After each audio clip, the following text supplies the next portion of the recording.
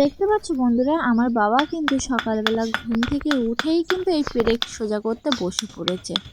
একদম বেঁকা ছিল, পেরেকগুলো ঠিক করে নিচ্ছে। তারপরে কিন্তু লঙ্কার বোটা ছাড়াতে বসে পড়লো পেপার পেতে।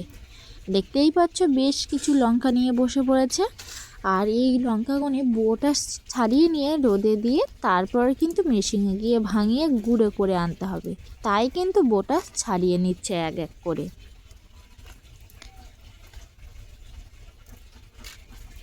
এখন টাইম কলের জল চলে এসছে, আর আমি কিন্তু সব পাত্রেই কিন্তু টাইম কলের জল ভরে রাখবো, যেহেতু আজকে সারাদিন এই জল ব্যবহার করতে হবে আর আগামীকালও কিন্তু এই জল ব্যবহার করতে হবে।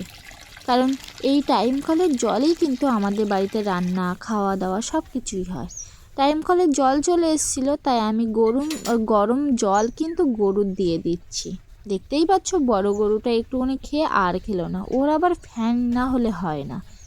তো কি আর করা যাবে, এত সকালে তো রান্না হয়নি, তাই ফ্যানও দিতে পারিনি, তাই আমি অন্য দুটো গরুকে জল দিয়ে দিচ্ছি।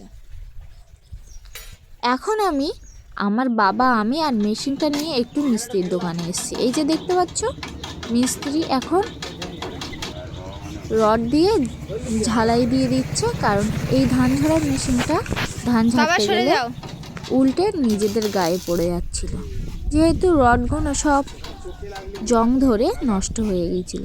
তাই কিন্তু নিয়ে চলে আসলাম মিস্ত্রির দোকানে। এখন মিস্ত্রির দোকানে মেশিন ঠিক করে নিচ্ছি, আর মেশিনের সঙ্গে কিন্তু ভ্যানে করে ধানও নিয়ে এসেছিলাম। তো একেবারে দুই কাজ করে বাড়িতে ফিরব তাই।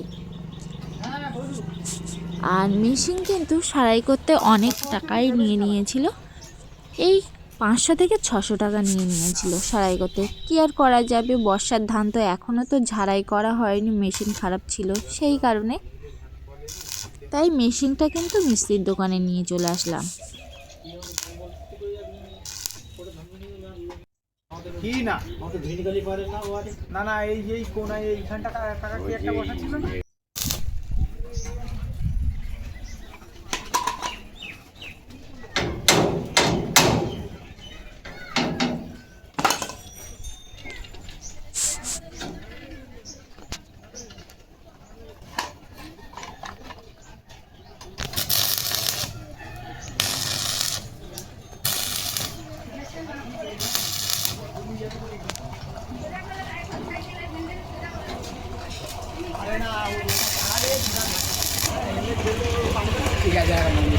আর এই যে দেখতে পাচ্ছ এখন আমরা কিন্তু ধান ভাঙাতে ধানের মেশিনে চলে এসেছি।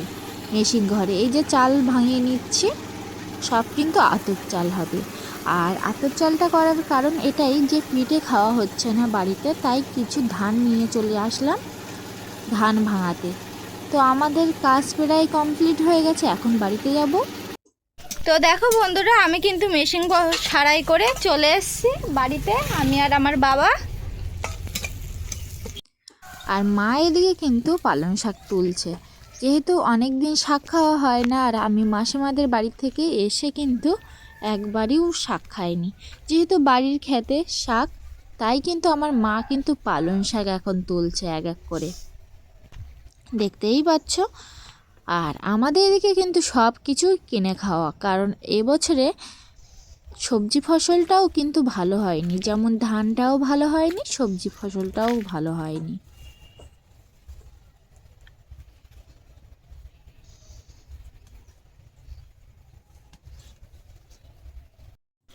তো দেখতে পাচ্ছ বন্ধুরা, এখানে কিন্তু লাউ আর পুঁটি মাছ দিয়ে তরকারি করা হয়েছে একটা, আর এখানে ফুলকপি আলু আর পুঁটি মাছের ঝোল। বিকেল হয়ে গেছে, এখন আমি কিন্তু গরুর ফ্যান জল দিয়ে দিচ্ছি। আজকে কিন্তু ছোট গরু থেকে ফ্যান জল দেওয়া শুরু করলাম, কারণ ছোট গরুগুলো সব যেন বেশি ছটফট করছিল, তাই ওদেরকে আগে ফ্যান জল দিয়ে দিয়েছি, তারপরে বড় গরুকে কিন্তু ফ্যান জল দিয়ে দিয়েছি। আর এখন কিন্তু আমি গরু গোয়ালে তুলে দেবো, যেহেতু বাবা আর মা বাড়িতে নেই, বাবা আর মা গেছে বাজারে বাজার করতে, তাই আমাকেই কিন্তু গরু তুলে দিতে হচ্ছে। আর